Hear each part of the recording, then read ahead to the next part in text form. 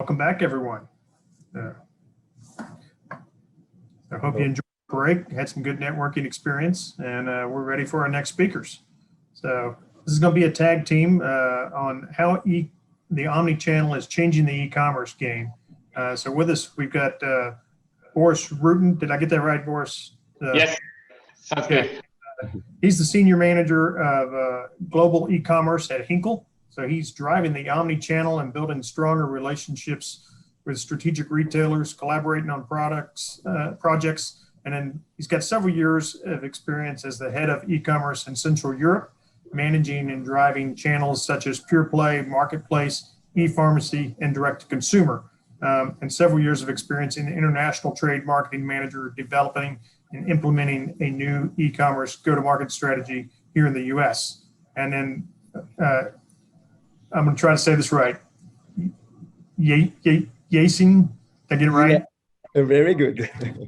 Yacine Terki, is that?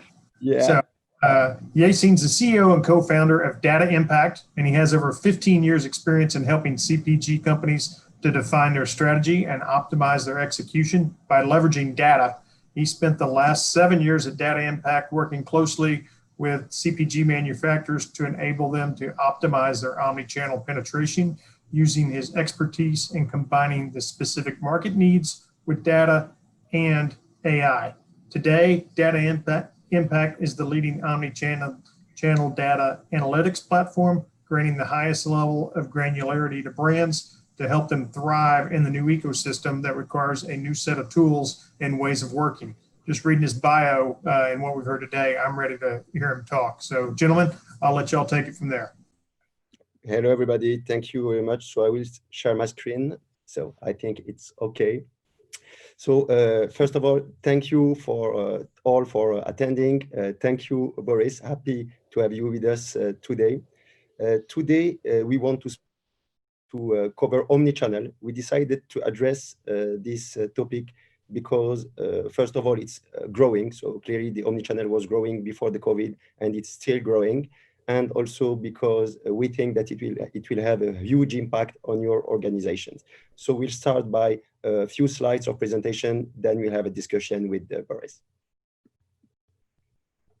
So basically what happened during the 10 to 15 last years is that the shopper shifted from single channel to omni-channel. And today the shopper is at the center of complex ecosystem with different touch points with the retailers. In this particular context, we wanted to analyze the impact of the crisis on this omni-channel shopper. So clearly the shopper was, the CPG shopper was omni-channel before the COVID. Beginning of the year, 53% CPG shoppers were omni-channel. The COVID has clearly accelerated that, and we have reached today 66%. So it's becoming huge. We have another insight that seems very interesting.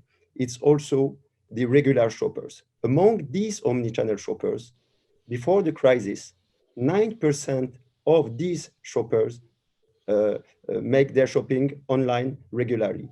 Today, it's 44%.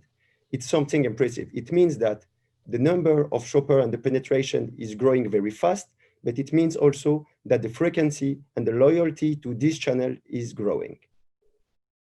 Now, we are speaking about different channels, and I just wanted to share with you what are these channels. So clearly, again, the shopper is at the center of this very complex ecosystem. And this shopper can decide where he's going to make shopping.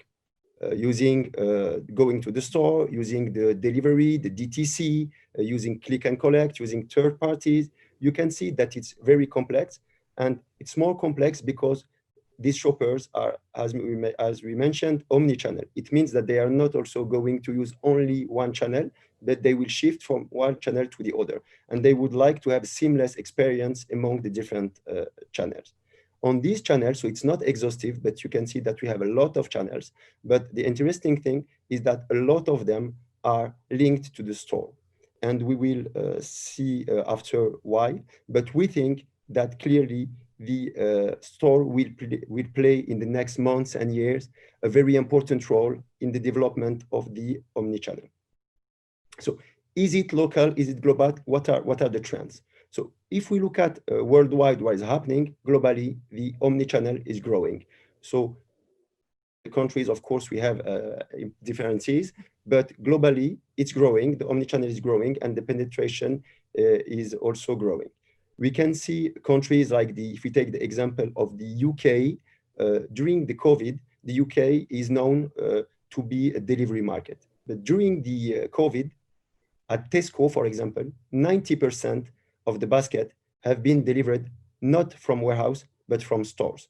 It's something very important because it tells us a lot about the role of the store in the development of this omnichannel or e-commerce. Why we see this omnichannel growing in nearly all the countries? It's not only for the shopper, because of course the shopper is happy. Sometimes it's convenient. They can use click and collect. They don't have to pay. So it depends. But it's not only for the shopper. It's also a good solution for the retailers. Well, them, it's also a way to. It's a kind of solution for their issues on profitability and scalability. So they can leverage their network of store, and even if they don't have the exact model and they are still losing money, potentially the store could be part of the solution. Of course, they will have to change things and to use more automated, for example, micro fulfillment and things like that, but it will be clearly part of the solution. Now, if we look at the US, clearly they enter this omnichannel world later, but today they are better, higher, and faster. So they're increasing very fast. And just to illustrate that, if you take just a few numbers, I imagine that all of you know all these figures, but it's amazing. If we look at the growth of the e-commerce in the US only on these three retailers in Q2 versus last year, it's something impressive. 200% growth versus last year. And it's not only due to the COVID. Of course, it has been accelerated by the COVID, but not only. And if we deep dive 1 second on the pickup at Target, the figures are incredible, 700%. Now, if we look at this same, the figures, but with another way, the number of stores that propose click and collect or delivery from store. If few years ago, we forgot that, but few years ago, we had only few hundred stores. Now, if you look at only these three retailers, Walmart, Target, and Kroger, it's more than 7,000 stores. Let's imagine that we add to that all the other retailers, we add Instacart, we will probably have to multiply this number per 4 or per 5. All these stores are playing an important and will play an important role on the e-commerce. And this will have an important impact. And this impact will, of course, increase the complexity. So if we look at how the retailers are changing, few years ago, we had, for the biggest part, it was warehouse-based model. So we had few warehouses to manage and with each retailer. Now, we have moved to an ecosystem where for each retailer, you have different channels. So you have the delivery from store, from warehouse, the pickup, shipped, Instacart, third parties, Uber. So it's very complex. And this complexity is on the channels, but it's also due to the fact that you have behind this delivery from store or click and collect, thousands and thousands of stores. And all this complexity is bringing gaps, is creating, gaps between your strategy, so what your strategy and your negotiation at the national level, and the execution at the end. And so clearly it's becoming more and more complex. And we think that if we want to succeed in this new omnichannel world, we need to be able to solve this equation. On this equation, on the right side, you have the visibility and the transformation or the attractiveness. Globally, it's the classical e-commerce KPIs. So on the visibility, you have, for example, the e-retail media, the search visibility, all these KPIs. On the transformation, it's more around promotions, more around a product description page, ratings and reviews. All these KPIs are well known by your e-commerce teams. You know them, and you used to work on them. You have everything and you manage these topics. But today we add a layer of complexity, which is the distribution. And the distribution, you have different impacts. First of all, the itself will impact your performance and your sales. But the other thing is that this distribution will also impact the other parameters. So for example, the distribution will impact the visibility. Among the 3,400 Walmart that propose click and collect, in the stores where your blockbuster are not well listed or your share of assortment is lower, your share of search will be lower. So you have a correlation.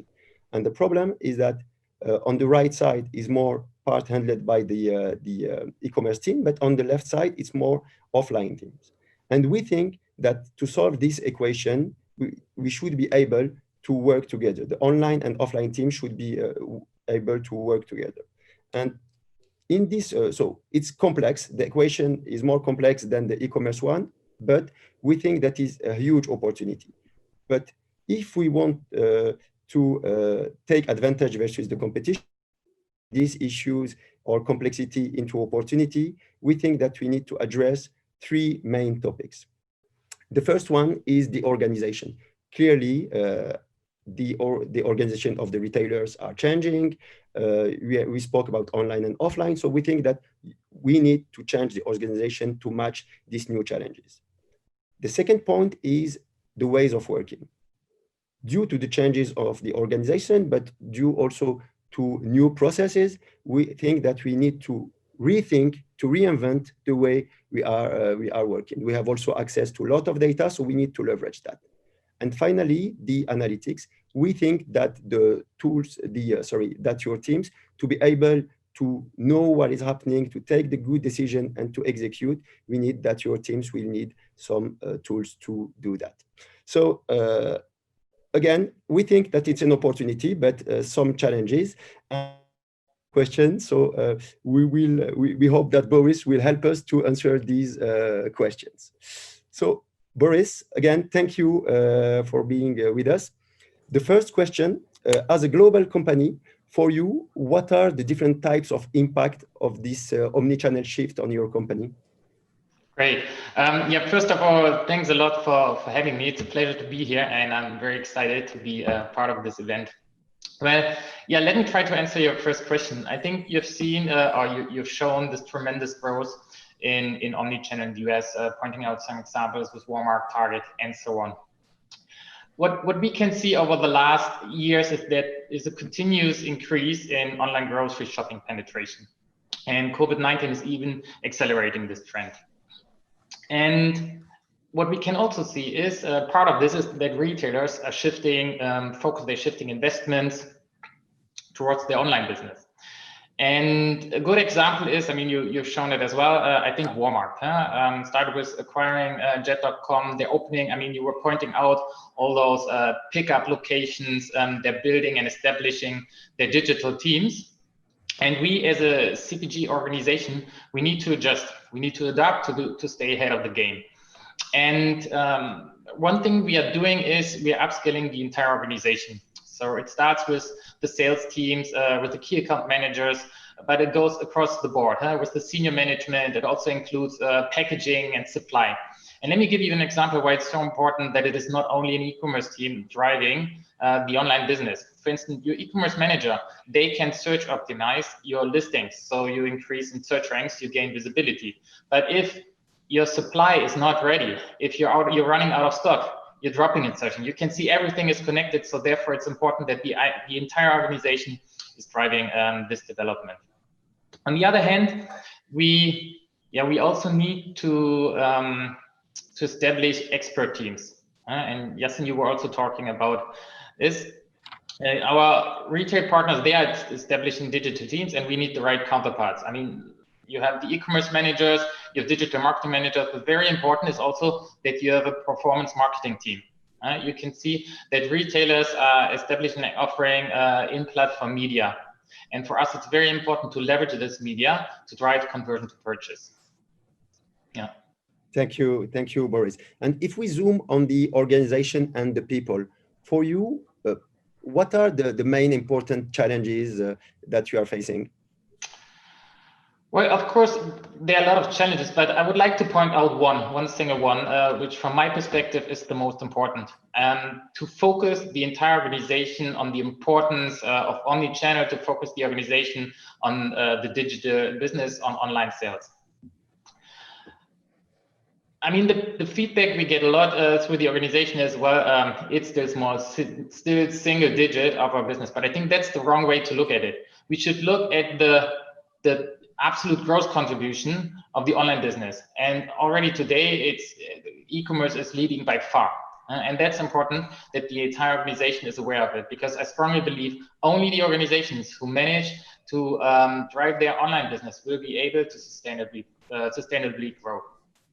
Yeah, fully agree. I think that it's not only a matter of tools or organization, it's clearly change management. We have to change the way we are thinking, we are working, and it's very important. It's the mindset, right? It's the mindset we need to change in the organization. Yeah. Yeah, very interesting. And specifically on the US market, have you launched any initiative? Do you have some that are for the US market? Yes, in the US, I think we can see that retailers are putting more and more focus on their online business. And what we are targeting is to build strong relationships in that matter, to help also our retail partners to grow their online business specifically in the categories we operate. So we want to become the reliable partner, and our objective is that our brands are leading the way in this transformation to deliver a great shopping experience to the people out there. That is one element. I think the other element is, and you were also talking about it in your presentation, is distribution, the focus on distribution. And I think you're absolutely right by strengthening this. We all know also from the offline environment that there's almost a one-by-one correlation between distribution development and market share development. And that is also the same in omnichannel. And therefore, our objective is to have at least the offline assortment 100% available online, and where feasible, also list additional online-only SKUs. That's very important. Thank you, Boris. Yeah, on the partnership, it's very important. Today, we know that it's complex for the retailers because the profitability is low if they are not losing money. And we think that we have a lot of part of the business where it's win-win and you can collaborate. So out of stock is a good example, but also the optimization of the search engine, for example, to increase the shopper to improve the shopper experience is something very interesting. So yeah, clearly, definitely the collaboration with the retailers is something important, and having the vision of the distribution and the data at point of sales is something interesting for us. If we move to the analytics and KPIs, what are the important KPIs, and do you have some examples of specific KPIs that you monitor on this omnichannel? Yeah, yes, that's a good point, because the online KPIs differ quite a bit from the KPIs we all know from an offline environment. Usually we look at availability, we look at the share of search, but also the share of shelf, ratings, reviews, the quality and quantity of our content. But what I would like to point out is that e-commerce, it's not one fits all. You need to differentiate between the pure players and omnichannel from my point of view. To give you an example, in pure play, it's a lot about the share of search, because over 90% of the people, they navigate through the search bar to find the products. While when we look at omnichannel, we have a lot more people navigating through the menu. And when you should try it out. When you search, for instance, for laundry detergents on omnichannel website, the search results differ a lot compared to when you navigate through the menu when you enter the laundry detergent. And therefore, it's important to manage those. We mentioned that visibility is key. So it's not only the visibility through search, but also the visibility on the digital shelf.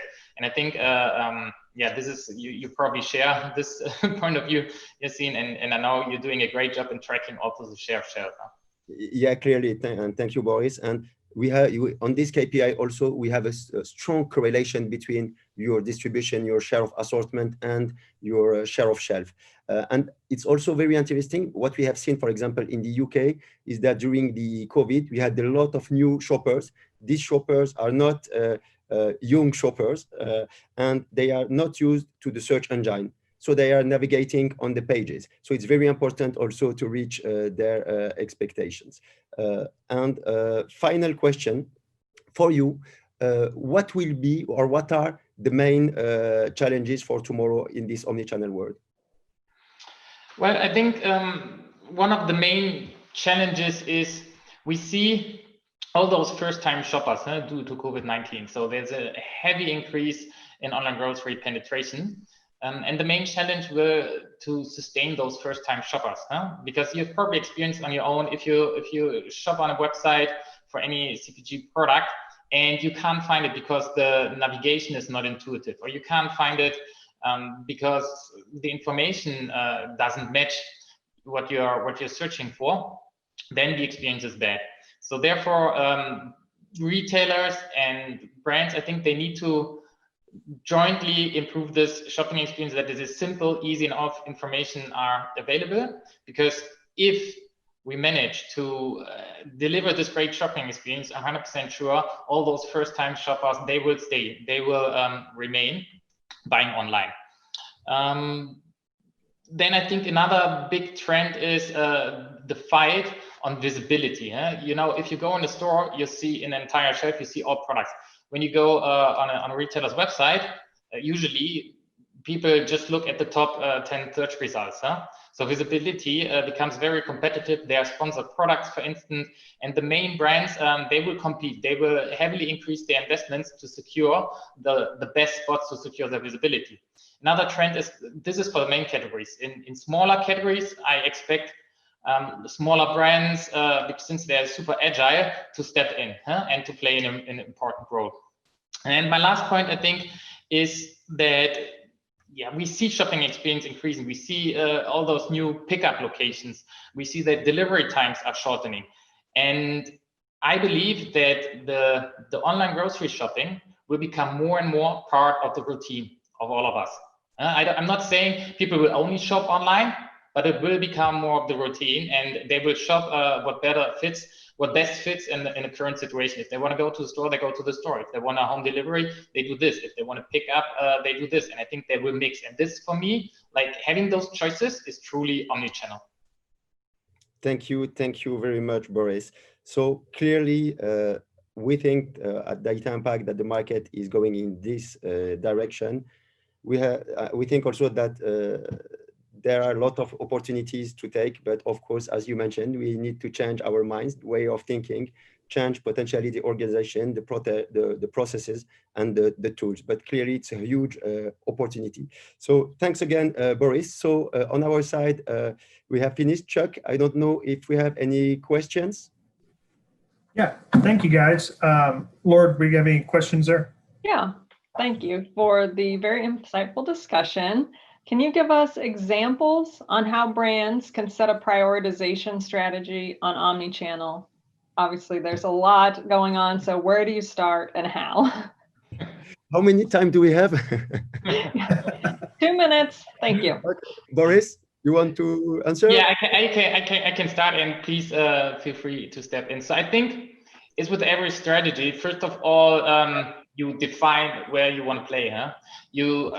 I would propose to look at the main players in your market, in your categories. So where do you have scale? And then don't forget about the ones, maybe they are small, but they're super fast growing. So I would focus on those two. And then when it comes to how to win, from my perspective in omnichannel, it is all about collaboration with your retail partners. It's different from pure play. When you think about Amazon, it's mastering the machine. You have a lot in your own hand. You can do your listings, you can do your activation. But in omnichannel with your retail partners, you need to collaborate to get your distribution right, to get your listings right, to do the activation. And those two things I would focus on. Mm-hmm. On my side, I would say that you have 3 different levels. The first one is the strategy, the second one is the negotiation, and the third one is the execution. So on the strategy, the first thing is to have a clear vision of what is happening. How are you behaving? store per store, region per region, state per state. What is your shelf assortment versus your competitors? Not only the big brands, also the small brands. Is some product listed offline, not available online? What is your out of stock? So you need to know, to build your strategy, to set your objectives, and not only for your distribution, but also your competitors. Once you have that, you can start building your tactics for the negotiation. You can also analyze if what you have negotiated with the retailer is respected. Once you have that, you can improve, of course, your negotiation. And with this, once you have, as we mentioned, you will have clearly gaps on this omnichannel. You will have gaps between what you negotiate and the execution. So at the end, what is very important is the execution. So being able to execute at local level to improve all the three parts of the equation. For some part, it's national. For the other ones, it's local. But distribution, visibility, attractiveness. And if you are able to solve this equation, I think you will succeed. But clearly, in the omnichannel, we have like 100 different topics. Of course, start by one part, having your product available, attractive, and then you can move to the other part. Okay, thanks, guys. Appreciate it.